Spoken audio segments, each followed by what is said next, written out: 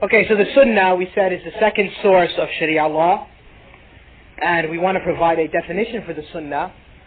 The Sunnah linguistically means way, lexical sort of meaning, but the Sunnah differs its meaning depending upon who's defining the word Sunnah. I mean, Sunnah in an Aqidah sense, the sense of the creed, is different than in the legalistic sense. It's different than in the hadith sense.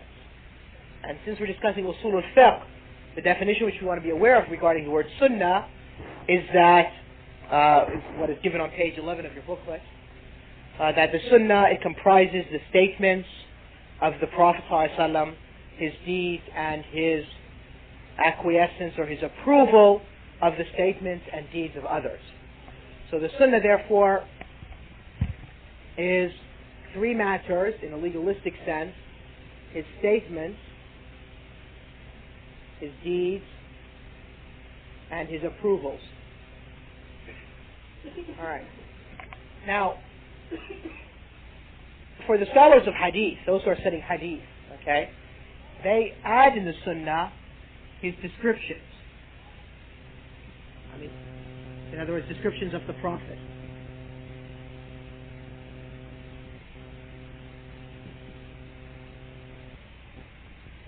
So, can somebody tell me why did not the scholars of Usool al-Fiqh consider that the descriptions of the Prophet not be part of the Sunnah? Yes?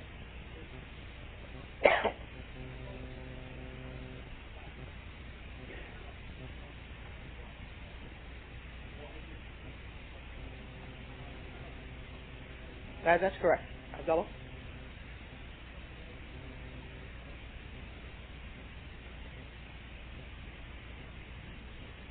I couldn't hear you, I'm sorry.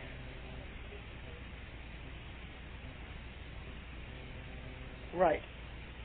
Right, some of the descriptions are descriptions of habit. So, in other words, since Usool al-Fiqh deals with law and deals with the legal value of the Sunnah, the scholars of Usool al-Fiqh in defining the Sunnah only cared about those statements, deeds, and approvals which have a legal value too.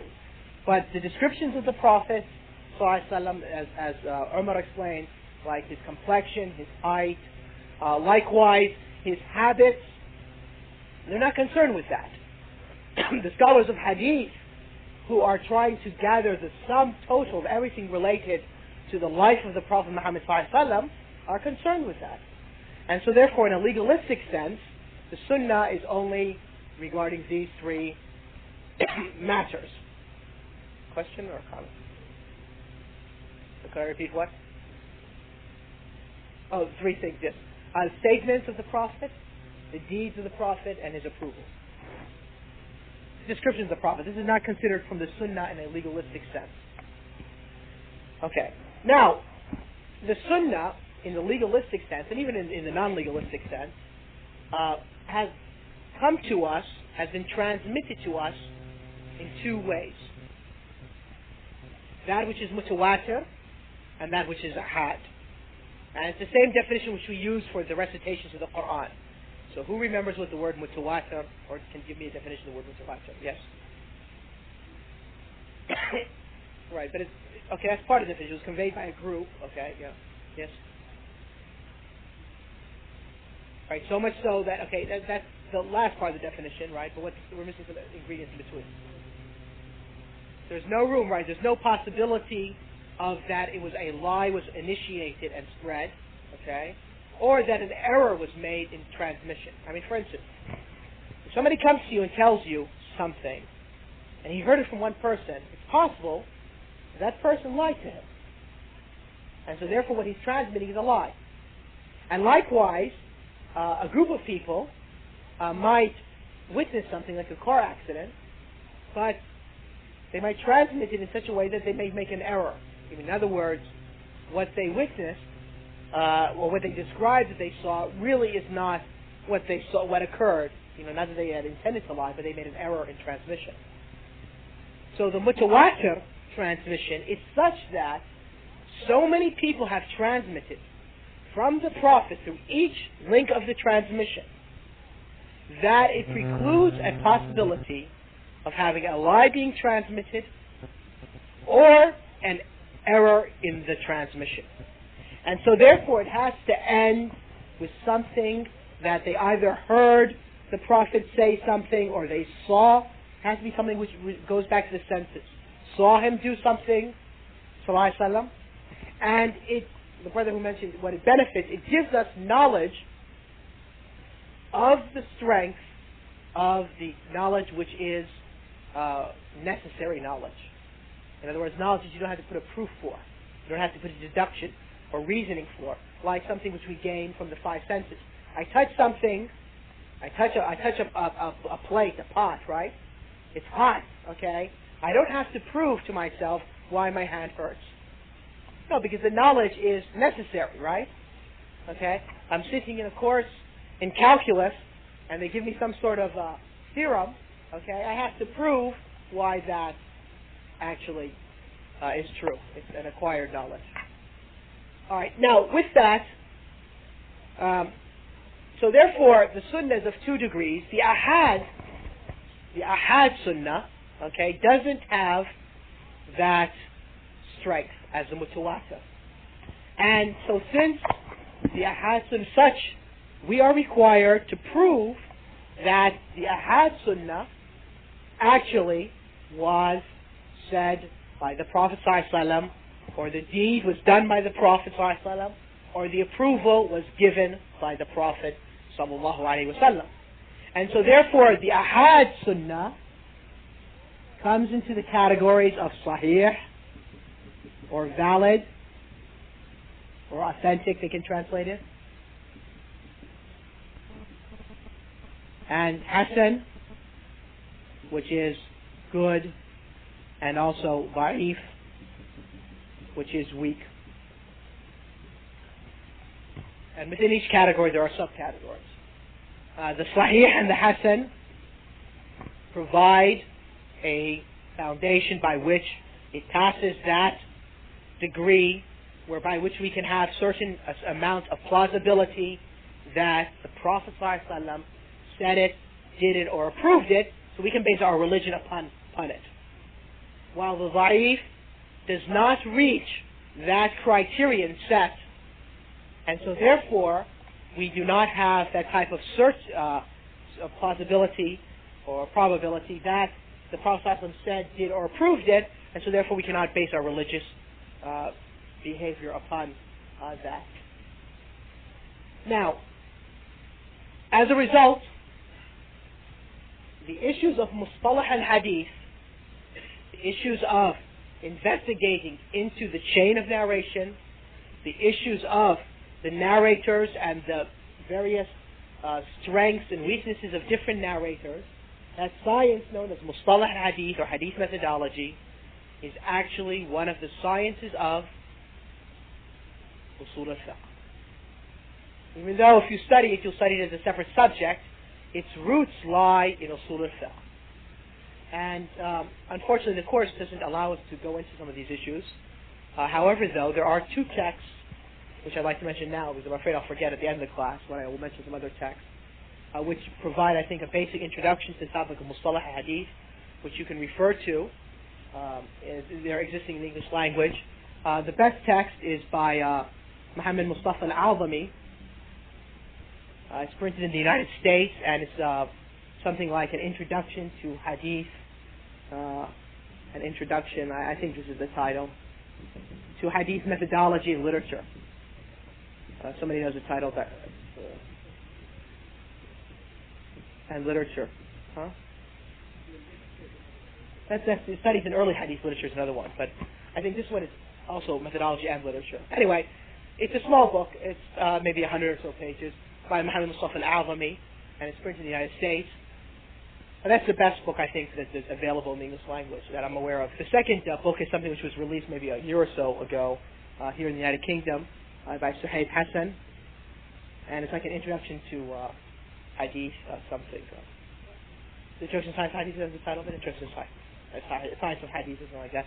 It's a smaller book. It covers some of the main issues. It provides an introduction, but a better introduction is Mustafa al-Azami, which is more detailed. and gives more examples. I think it's a little bit stronger as a text. Okay, being that we should understand then that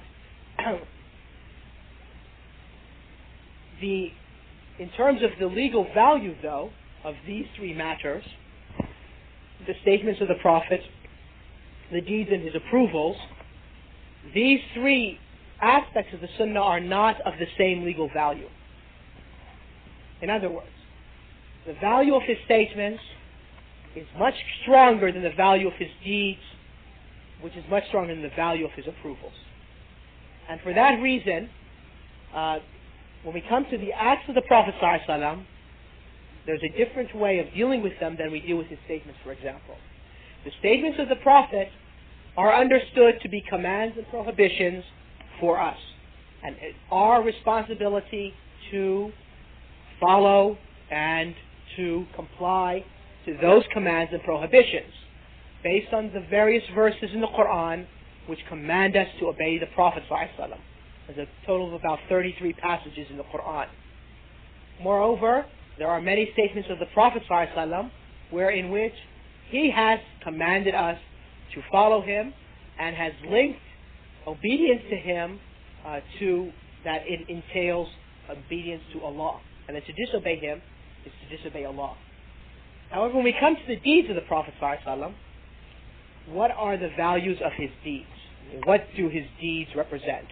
If the Prophet's statements are obligatory to us to follow, then what about his actions? What do his actions, the value of his actions? And we'll discuss that now. Are there any questions about what we've done so far? I saw a hand raised. Yes?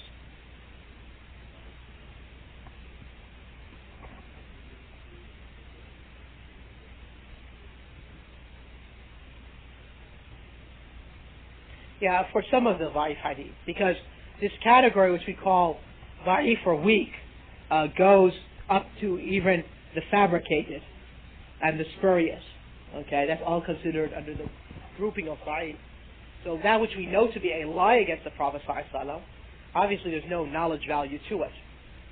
But for the other ones, I mean, like where it might be implausible. Right? Yes?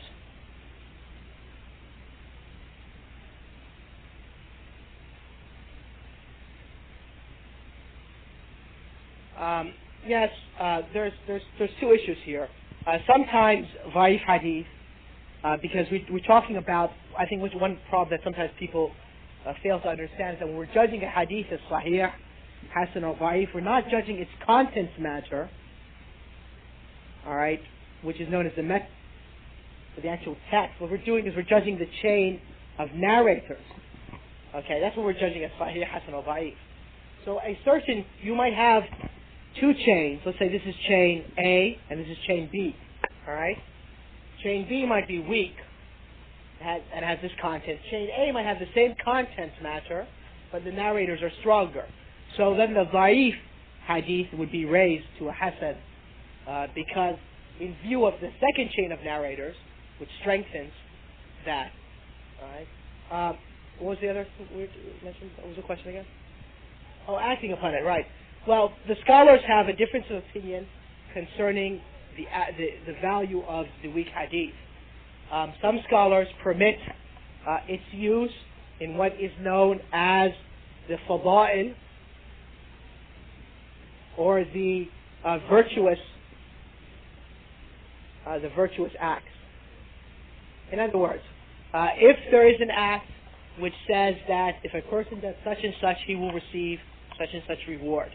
Some scholars feel that if the weak hadith is not that weak, alright? And so there is some possibility, even though it's implausible, even though it's improbable, that the Prophet ﷺ said it, but there's still some possibility that he said it. So on virtuous acts, we can accept it, as opposed to acting upon weak hadith in determining that which is lawful and that which is forbidden.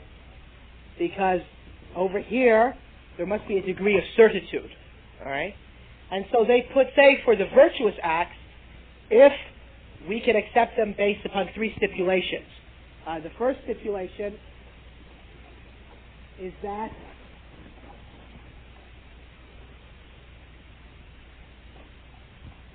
it cannot be very weak. In other words, if the cause of weakness is due to be one of the narrators being to be a known liar upon the Prophet ﷺ, that doesn't count as one of those hadith which can be accepted for the virtuous acts. All right. But the weakness has to be, for instance, the narrators were truthful, but there was one narrator who had a weak memory. So, there's a possibility that he could have erred upon the Prophet ﷺ in his transmission. Second of all, that the virtue to which that act is being mentioned has to be established in the Sharia. It is confirmed that it is from the Prophet's Sunnah to fast Mondays and Thursdays. Okay? So, Monday and Thursday fasting as a voluntary fast is already established in Sharia. If we come across a hadith now which says that if you fast on Monday and Thursday there is a certain reward for it, okay, then you haven't introduced a new practice into the Sharia by that weak hadith, because it's already been established in the Sharia. Thirdly, one cannot affirm that weak hadith to the Prophet. So that the hadith is not that weak.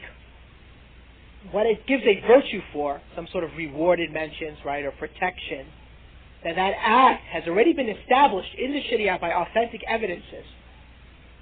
And therefore, at the same time, while one is going to say that he cannot affirm that being the statement of the Prophet ﷺ, I mean, he cannot say the Prophet said with that type of certitude, because the hadith is weak, and in all likelihood the Prophet did not say that. Yes, Rama.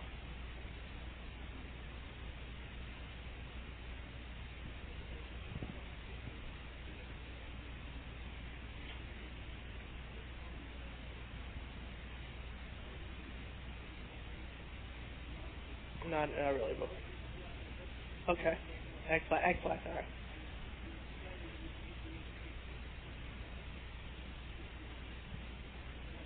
Right.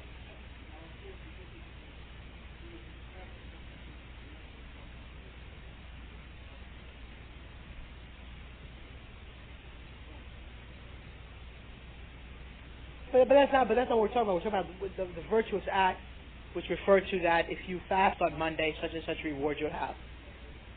Yes, coincides. It has to be already established in the Sharia. Okay, let us continue now. So, we now come to the issue of the matters of so the issues of Mustalah Hadith, we said, are part of Usool al-Fiqh, but our class time doesn't allow us to really get into this into detail. And one can refer to these books, two booklets and two as a reference. Now we want to come to the legal value of the acts of the Prophet ﷺ. If the Prophet ﷺ did something, how can we interpret it, or how should we interpret it? Well, there's a lot of debate among the scholars of Usool al-Fiqh concerning the legal value of the acts of the Prophet. But in general, the majority hold the following: that the acts of the Prophet sallallahu alaihi wasallam comprise two types of acts. Acts done to draw closer to Allah, and acts of habit.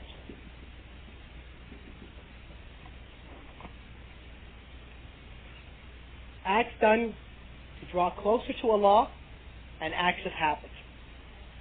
Those acts which are done to draw closer to Allah, in other words, the Prophet ﷺ did that act as a way of worshipping Allah, as a means of worshipping Allah. The scholars have two opinions regarding their value. Some say it is obligatory to do those acts, and others say it is recommended. In other words, wajib, and mandub. The acts of habit, they agree that it is indicative of that they are mubah. They are permissible to do. Of these two opinions, the strongest opinion is that the acts of the Prophet only indicate that that action is recommended, does not indicate that it's obligatory for us to do. So now we come to a text of the Sunnah describing an act of the Prophet sallallahu alaihi wasallam. It shows us, if that act is an act of worship, the best opinion is that it shows us that it is recommended for us to comply to that Prophet's action. But it's not obligatory for us to do such. And so therefore, if we did not comply to the Prophet ﷺ's action, we would not be under the threat of punishment. We would not have sinned. Okay. If we come to one of the acts of habit by the Prophet Muhammad ﷺ, it's indicative for us that it is permissible for us to do that act. But we will not so it's therefore mubah. So, the question now, the Prophet is described as growing his hair between his earlobes and his shoulder, as some narrations mention. Can one say now, what is the value of that with regards to us?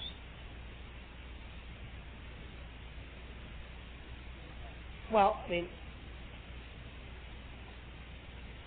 no. Let's say no. But when was in terms of take it step by step as we said it here. First of all, was the Prophet's growing his hair an act drawn to draw closer to Allah, or was it an act of habit, Abdullah?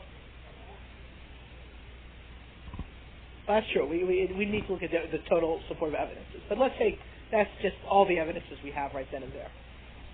It's an act of habit. Or that he wore 2 sandals from Yemen. Or that he rode a camel. I'm trying to give some examples that we could be certain about its value. Okay, an act of habit. So what does that mean for us? It means it's permissible. It's permissible for us to wear sandals from Yemen. Okay, it's permissible for us to ride a camel. It's permissible for us to grow our hair between our earlobes and our shoulder. As far as his act, like in the prayer, when he used to do the night prayer, his ruku' was like his standing, and his sujood was like his ruku', which was like his standing, and so forth. That shows it's mandub. Shows that it's mandub, because it's an act of worship. Obviously it's in prayer, right? And it's mandub. Is it obligatory now for us to make our night prayer that long? No. So when somebody doesn't make his night prayer like the way the Prophet made his night prayer, is he in sin? No. Obviously it's recommended. If you can stand up in your night prayer and pray like that, that's obviously recommended. Yes.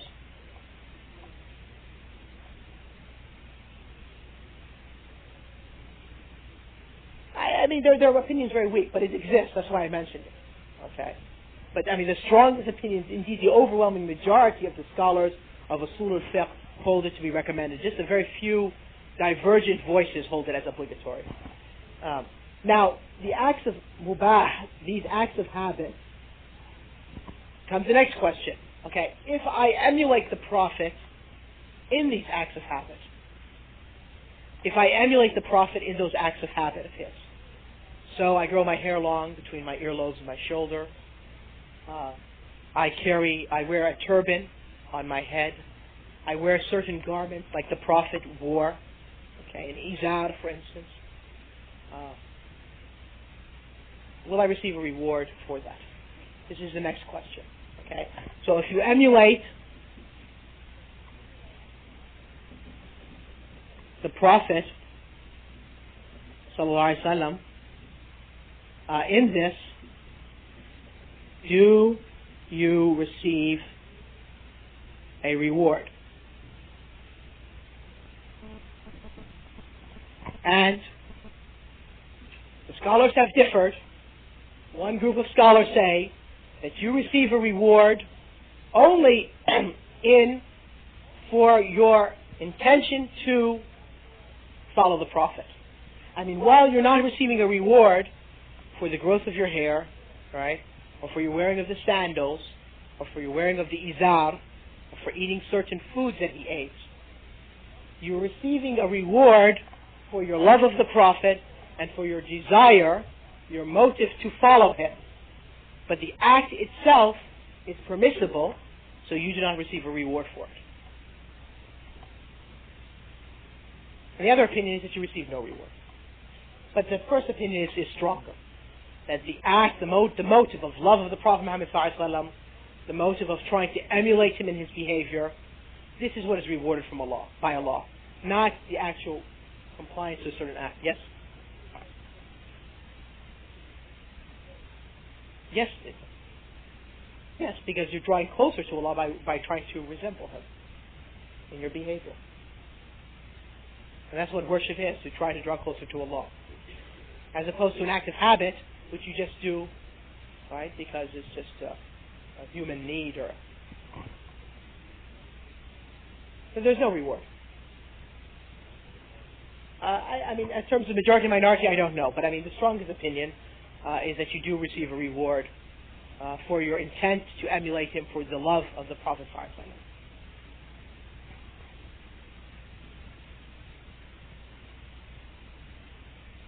Previous one meaning what specifically?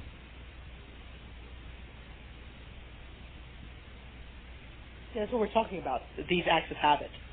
This is what we're talking about. We're talking about, the question is, if you emulate the Prophet ﷺ in these acts of habit, do you receive a reward from Allah? If somebody now wears a turban on his head, like the Prophet ﷺ wore a turban, if someone puts on an izar, that type of wrap, waist wrap, like the Prophet ﷺ used to wear, if someone grew his hair long between his earlobes and his shoulders, or parted his hair like the Prophet parted his hair, would he receive a reward for these acts? And the point is that the strongest opinion is that you receive a reward for your love and for your desire to emulate the Prophet ﷺ, even if you do not receive a reward for that specific act itself. Yes?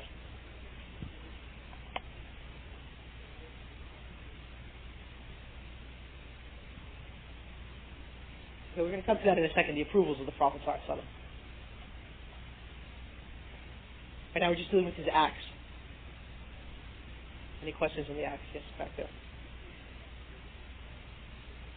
Okay.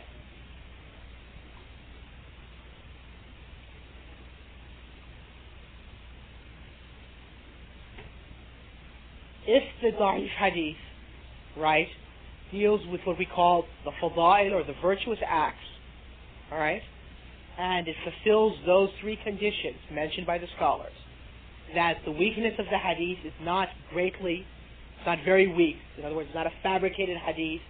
It's, because weak hadith are different degrees, so it's not that weak. Okay.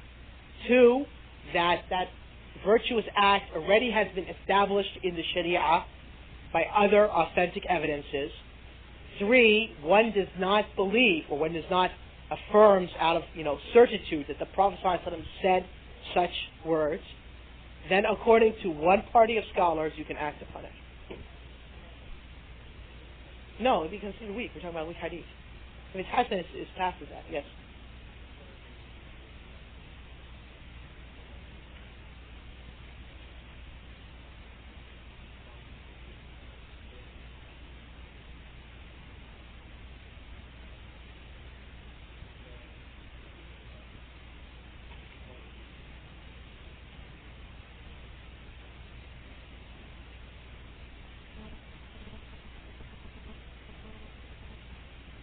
Right, and so therefore, I mean, obviously when you take any single act of the Prophet ﷺ, as Brother Abdullah and maybe others mentioned, I mean, one has to look at the sum hadith regarding that act to try to determine, did the Prophet ﷺ do that as an act of worship, or did he do that as an act of habit?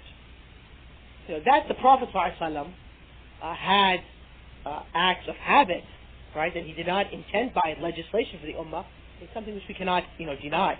Not every single thing the Prophet did was meant for us as legislation. But now, what falls under this half and what falls under this half? Well, this is when you look at the evidences, you determine it. You determine that through that. Yes.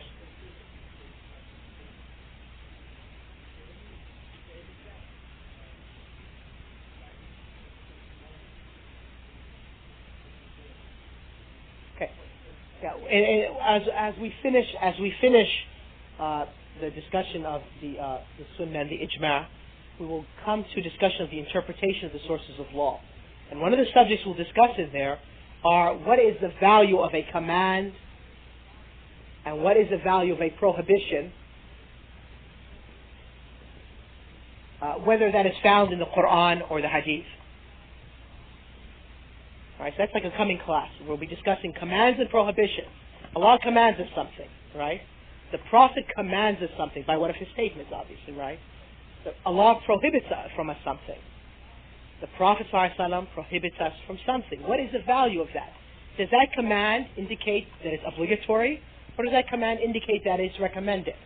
Does that prohibition indicate that it is forbidden, haram, or does that prohibition indicate that it is makruh? We will discuss that in a few coming lectures, probably today, maybe, or tomorrow. Yes.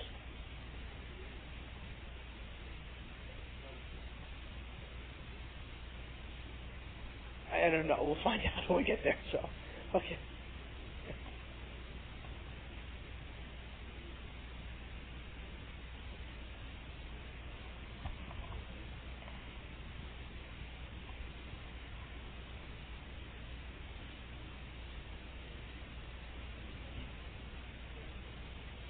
None of it's used for the same objective. I mean, sometimes, like for instance, I'll give you an example of the Zai phrasing to Hasan, okay? Let's say we have narrator, okay, here we have the Prophet, okay? And here we have the companion, okay? And here we have narrator A, and here we have narrator C, okay?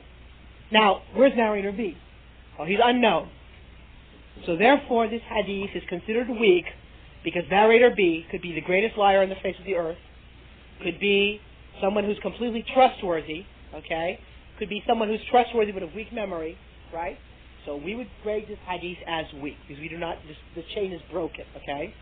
We have another hadith coming from companion. Let's say this is companion 1, companion 2 is the same hadith, and then this is A. Let's call this now D now, okay? And this is, or let's call this A still. I'm sorry, excuse me. A, and this is D, but here we find out who B is. Okay? We find out who B is. So we say, oh, well, this chain of narration is sound. It's complete. All the narrators fit the qualities of integrity. This hadith now, which is the broken chain, right, is now raised to Hasan li ghayrihi. Hasan because of something else, which is this. But that's unlike what the brother was asking about the weak hadith, because that's the hadith which still stays weak. It hasn't been raised to the Hasan stage.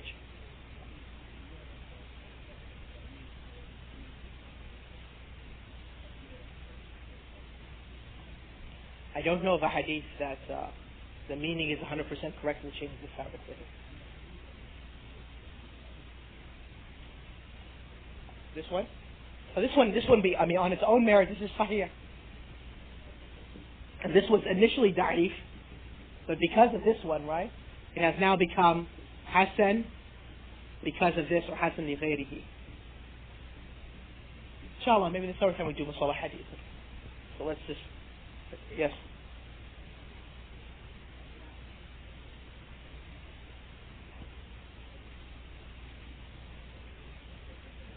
Yeah, we're going to come to that right now, okay. Now, yes.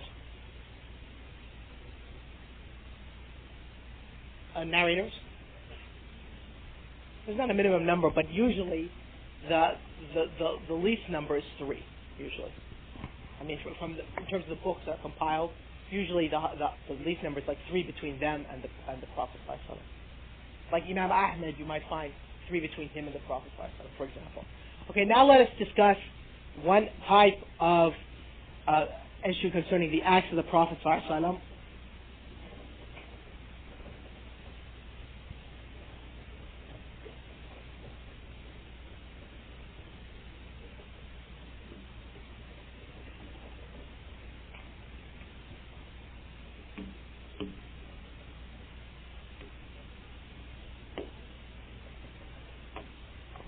And that is what his acts are known as his khasa'is.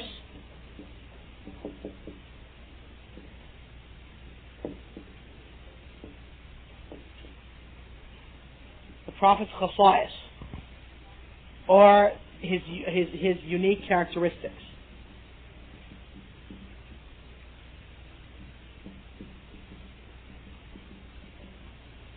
There are a certain number of acts done by the Prophet ﷺ which are unique to him alone, and the legal value pertains only to the Prophet ﷺ. And the legal value is not with regards to his ummah.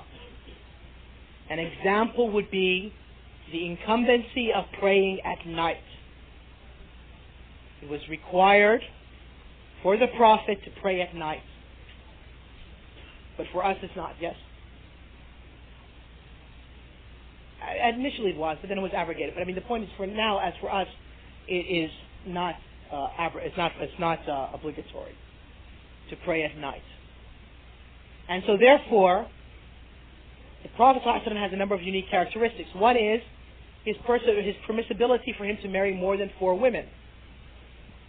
The Prophet ﷺ was allowed to marry more than 4, but for his ummah, the maximum amount of women a man can marry is 4. Okay. Now,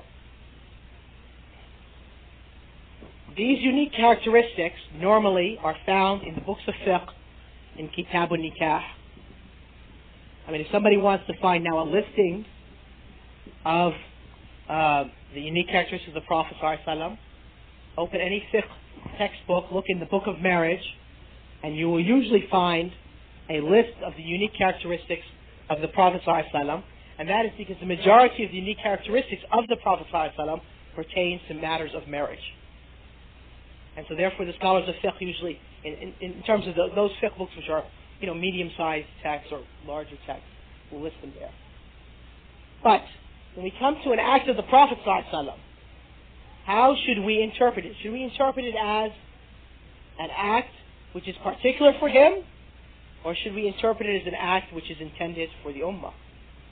What should be the rule? Well, the rule is that we interpret his acts to be for the ummah unless there is a specific evidence to the contrary.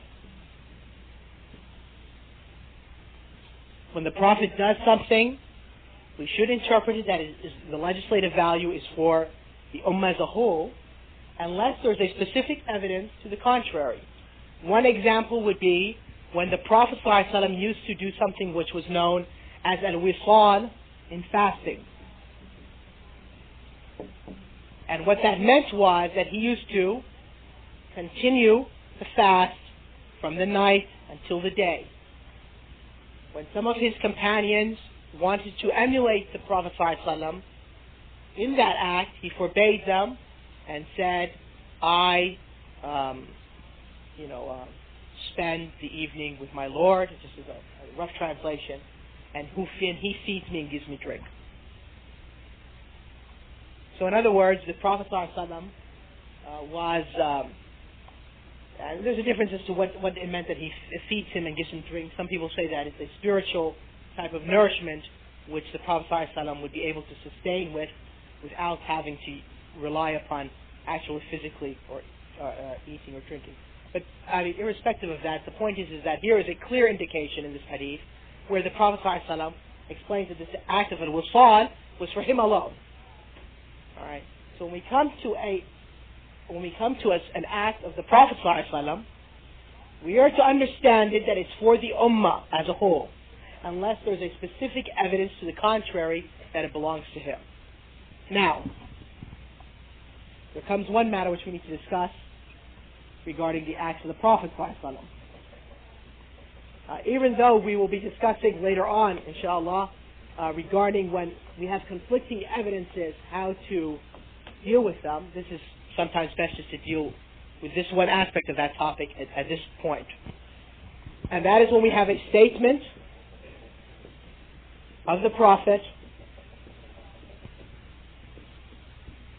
sallallahu alaihi wasallam and an act of the Prophet which are contradictory or incongruent.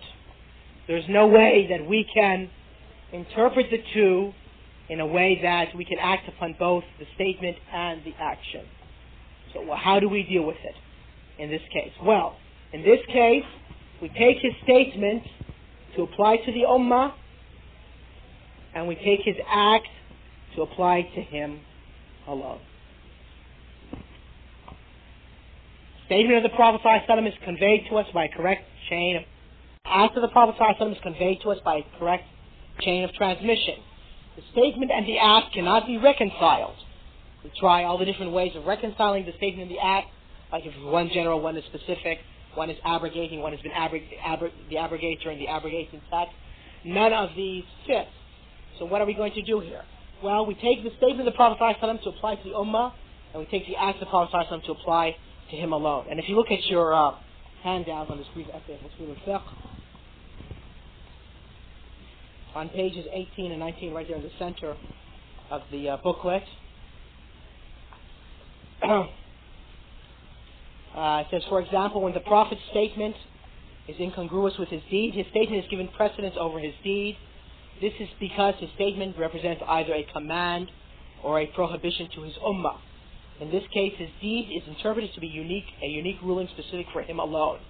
The unique rulings, or the khasa'is, pertaining to Prophet ﷺ are based upon this principle. Okay? Now likewise, when the Prophet ﷺ does something as an act of worship, but does not command its performance, the correct opinion is that his action is indicative only of the praiseworthy nature of that action. In other words, it's mandu. However, when he does something as an act of habit, his action is only indicative that such an action is permissible. That's just a summary of what we just discussed. Yes?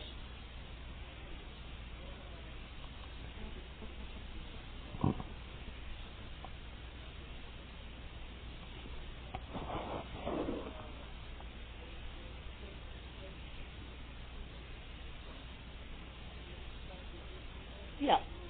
No. It's the same in the sense that if we can, as I mentioned, if we can interpret one as general and the other as specific, for instance, so the specific qualifies the general, we'll take that course of action. If we can say that one abrogates the other, we'll take that course of action. But if all the means of reconciling conflicting texts cannot be applied, so then we're faced with the position of two texts in front of us. They cannot be reconciled. We cannot deny any of the texts because they're both authentic. So we say the statement applies to his ummah and the act applies to him alone. The name of... Yeah, well, as I mentioned, we'll have a whole lecture on that towards the end of the course, inshallah. An example. Okay, let me see if I have a text.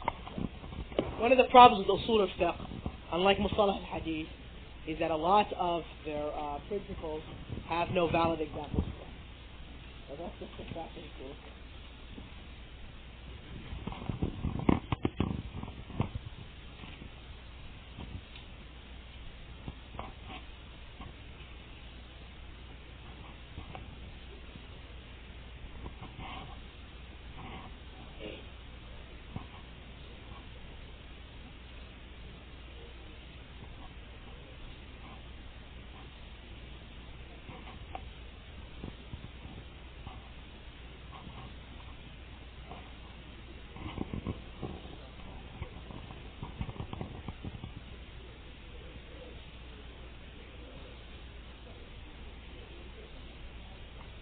Anyway, I'll look for an example and try to bring it to the next class instead of spending time with that.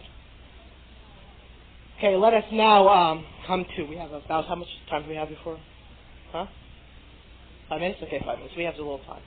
Let us now take the approvals of the Prophet ﷺ so we can close the lecture. The approvals of the Prophet ﷺ refers to one of two things. Either something is said or done in his presence, or something is said or done outside of his presence but reaches him. So something is said or done in front of him, or something is said and done outside. He wasn't present when it was done or said, but that information got to the Prophet ﷺ, who was transmitted to him. The approvals of the Prophet ﷺ are to be understood like his statements and his deeds.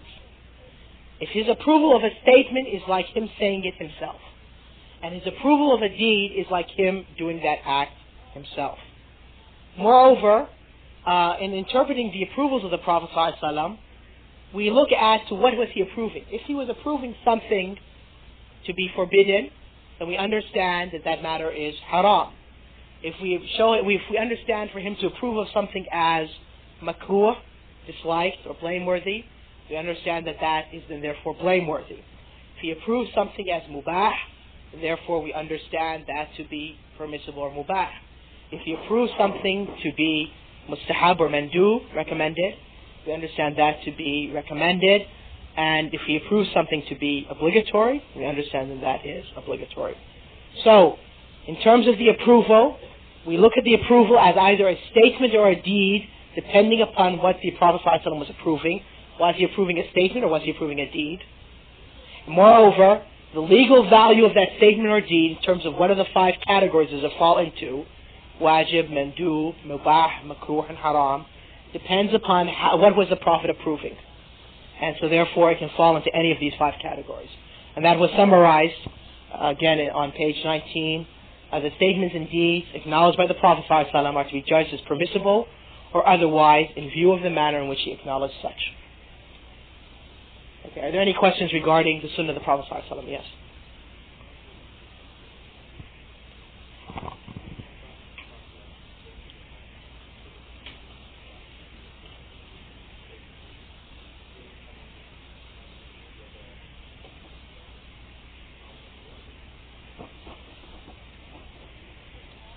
No, the statements of the Prophet ﷺ are never divided into that thing of acts of habit or statements, are considered to have a legal value to it. Now, the question is, does his statement indicate that it is a obligatory act to do, or does it indicate that it's just recommended to do? That's another issue which is addressed when we come to the next, after we finish ijma' and a couple other points, when we come to the issue of interpreting the sources of law. As I mentioned, we'll have a section on the commands and the prohibitions of the Qur'an and the Hadith. What is their legal value? So the issue of the habit refers to his acts. Yes, Abdullah.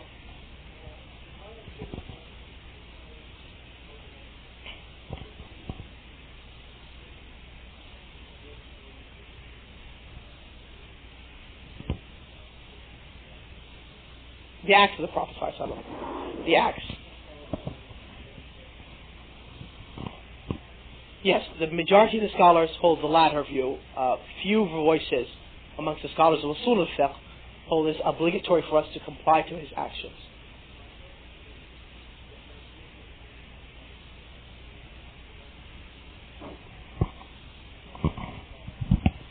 غير مؤكدة. غير, other than مؤكدة. I haven't read exactly, their arguments specifically. Those few scholars who see it as obligatory, I'm aware of their opinions only because the others refer to their opinion and say that some people have said that they say it's obligatory and that this is a weaker opinion. But actually, as to actually read their opinions as they have written in their books, I haven't done that. And so I could not say if they make a distinction between Sunnah Mu'akkad or Sunnah Ghair Mu'akkad. Yes. But the other point, the point to make though, it's a minority opinion. The voices of the scholars of Usool al-Fiqh, you find only about 3 or 4 voices that say, so it's obligatory nature. Yes.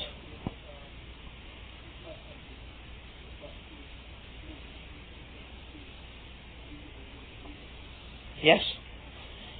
If his approval, right, approval with his dislike of it, right, it's indicative that that matter is disliked. As I said, but as I translated the author's text, that the statements and deeds acknowledged or approved by the Prophet ﷺ are to be judged as permissible or otherwise, as mubah or otherwise, in view of the manner in which he acknowledged it. So if he acknowledged it as something makruh, it's understood as makruh.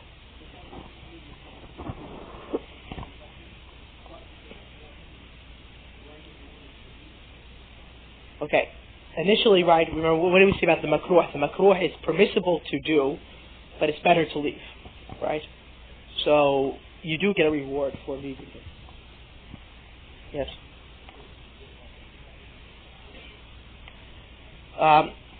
No, but the point is that we're talking now about his approval of something, and it was a statement. So the issue of the habit and so forth is not coming into it. Yes. Approval of the Prophet ﷺ? Okay, an example would be when Abu Bakr, when there were two small girls were singing some sort of songs from the day of Ba'ath during the time of Eid. A day of Ba'ath was a day among the days of Jahiliyyah where the Aus and the Khazraj were into a war, so they were singing sort of like poems of valor, right, and chivalry maybe. And so the Abu Bakr entered, and these girls were singing to Aisha, and the Prophet ﷺ was there with his back turned. Abu Bakr entered and was angry that they were singing in the household of the Prophet ﷺ, and he said, are the horns of the devil, the mizmar of the shaitan, in the household of the Messenger of Allah ﷺ. The Prophet ﷺ said, leave them, for every people have an Eid, and this is our Eid. So the Prophet ﷺ concurred to Abu Bakr's description that it was from the mazamir of shaitan, but allowed it for those little girls to do it in front of Aisha. That's an example of an approval. Another example of approval would be the Prophet ﷺ's approval of them eating lizard on his table, or when he was present, even though he did not eat lizard himself. Another example would be of something which reached the Prophet ﷺ, was the fact of people, when during the battles, the Prophet's companions would not want from their captive girls to give birth or become impregnated by them, so they would withdraw from them before releasing. And so therefore this, as Jabir said, we used to do this while the Qur'an was being revealed, meaning that had it been something which was forbidden, Allah subhanahu wa ta'ala would have sent something to indicate to its prohibition. Excuse me? Now it's permissible not to. Huh? That's the Latin term for it.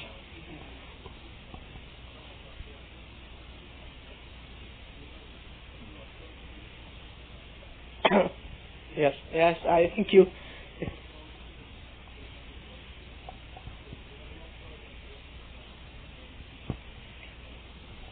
Inshallah,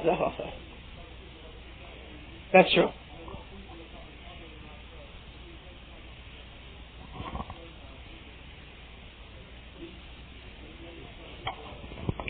If my throat goes out, inshallah, you guys can give the lecture, inshallah. Okay, anyway, I think we need to prepare ourselves for Salat al-Dhuhr. We come back after lunch and so forth, we'll do ijma' and the other evidences. Jazakumullah khairan.